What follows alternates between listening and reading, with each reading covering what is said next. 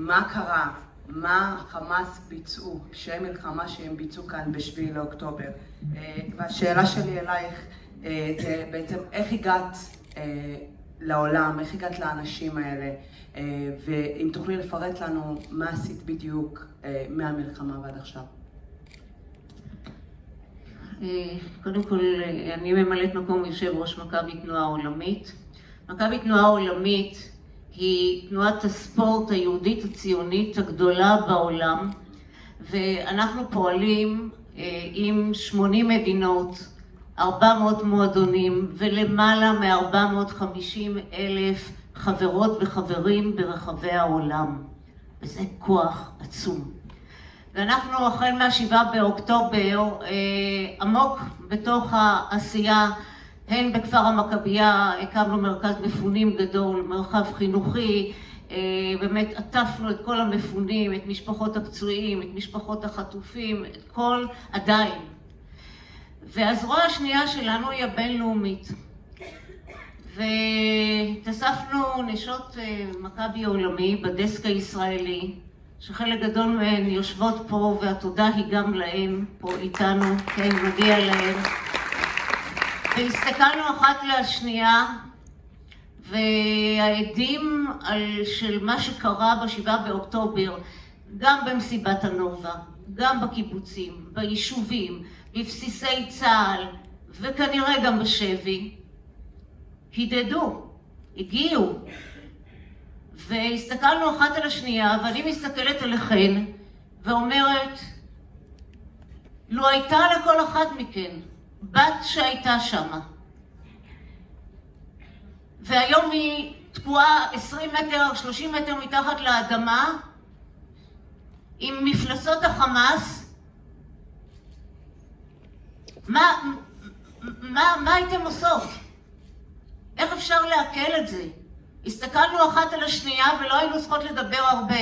הבנו שאנחנו חייבות, אל מול כל מה כל הידיעות שהגיעו סביב הנושא שאנחנו קראנו לו הטרור המיני, אנחנו חייבות להיות לפה לאותן נערות, נשים, בחורות וגברים אגב, שעברו התעללויות וקולם לא יישמע עוד. חלק גדול מהם קולם לא יישמע, ואנחנו נהיה להם לפה. ואת המיקרופון הזה שיש לנו ברחבי העולם נגייס לטובת ההסברה ונאמר, חברים וחברות, כן זה קרה. הרי עד אתמול בערב, עד שיצא הדוח הזה סוף סוף אחרי 5 חודשים, העולם מתכחש. ארגוני הנשים הבינלאומיים שותקות ושותקים עד היום. איך זה יכול להיות? אז אתמול, אחרי 5 חודשים, סוף סוף יצא איזשהו דוח מהאו"ם שאנחנו עדיין לא יודעים מה הם יעשו איתו. צעד קטן.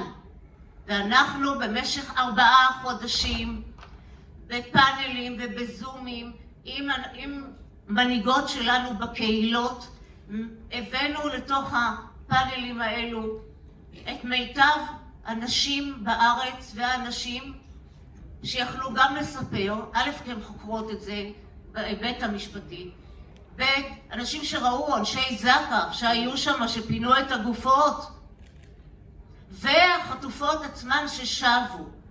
וכך אנחנו עוברים בסבב סבב ומספרות ומספרים לעולם מה קרה, ואומרות כן זה קרה. יצרנו גם ערכה דיגיטלית שיש בה את כל החומרים, בעצם ציידנו את החברות שלנו ברחבי העולם בחומרים שיוכלו להמשיך ולהדהד את הנושא בקרב הקהילות שלהם. וכך אנחנו לא מורידות יד מההגה, ממשיכות. ואני, חברת הכנסת פנינה תמנו שטה, כבר הודו לך ותודה, ואני אומרת לך, מפה, מהאירוע הזה, מהכנס הזה ומהבית הזה, צריכה לצאת קריאה לכל ארגוני הנשים בעולם, השותקות, מיטו, הם הובילו אותם המהפכה של מיטו, איפה אתם?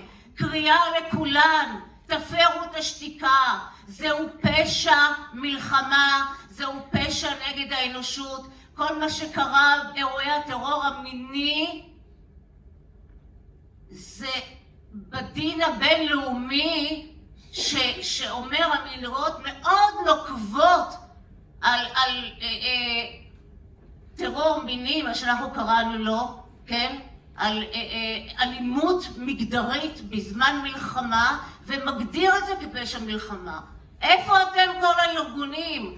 הרעש הזה צריך להמשיך, ואני קוראת לקריאה מהבית הזה ומהכנס הזה.